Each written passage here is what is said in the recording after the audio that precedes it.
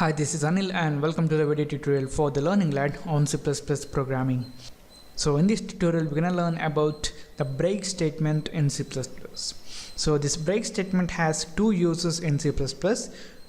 When this break statement is encountered inside a loop, the loop will be immediately terminated and the program control resumes at the next statement following the loop. And also this break statement is used to terminate the case in switch statement, which we're going to learn on the tutorial about the switch statement. So this break statement is normally used to immediately terminate a loop. So here, just for the demonstration purpose, what we're going to do is we're going to write a program which is going to print the number from 1 to 10, and for that we're going to use a loop, and I'll demonstrate how to use the break statement in that loop. So here, just for the demonstration purpose, we're going to create a variable and I'm going to call it as counter, and then we're going to create a for loop. So it's going to be for, then counter equal to 1, counter less than or equal to 10, counter plus plus, and inside this for loop we're gonna print out the value of the counter. We just wanted to print the number from 1 to 10, so it's gonna be cout, then counter, then let's add new line. So this loop is gonna print the number from 1 to 10. So now let's say for some reason you want to terminate this loop when this counter value becomes 5. At that time we can use the break statement. So I'm going to use if counter equal to 5, I want to break this loop. So now I'm going to save this, build and run this, and you guys can see here 1 2 3 4 5.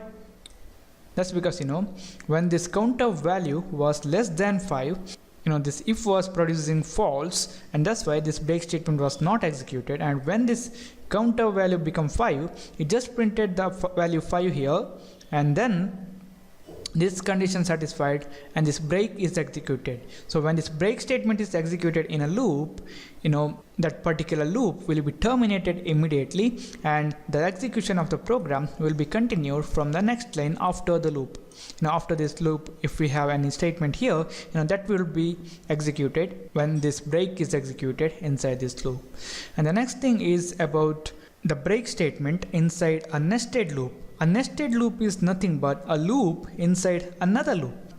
So here, just for the demonstration purpose, let's say we want to print the number from 1 to 3 5 times. So I'm going to change this one to 5 here, counter, and then inside this for loop I'm going to create another variable. Let's call it as inner counter, and we are not going to initialize it here. And here I'm going to create another for loop.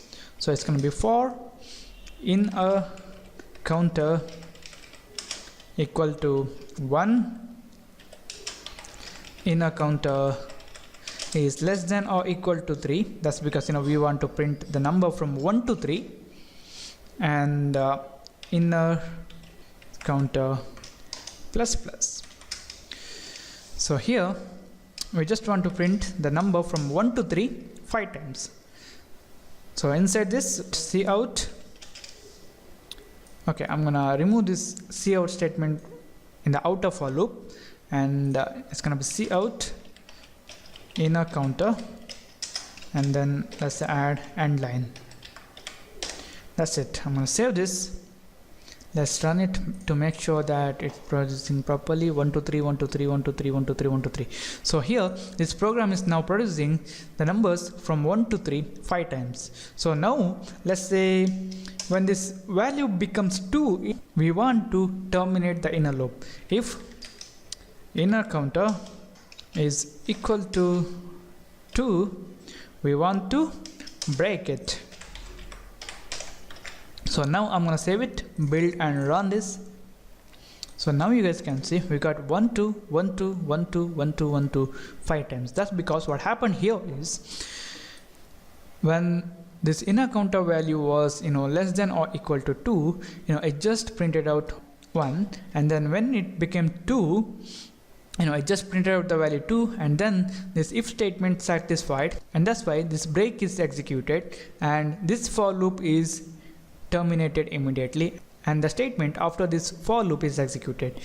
The next statement after the for is nothing but this outer for loop, and that's why this outer for loop is continued with its next iteration. The counter value became 2, and again here it just printed 1 and 2, this 1 and 2, and again this break statement and the same thing, till this counter value became 5.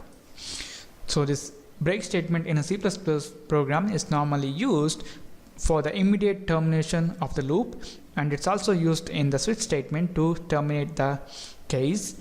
And when we use this break statement in a nested loop, the loop where this break statement is present, only that loop will be terminated and the outer loop will not be affected.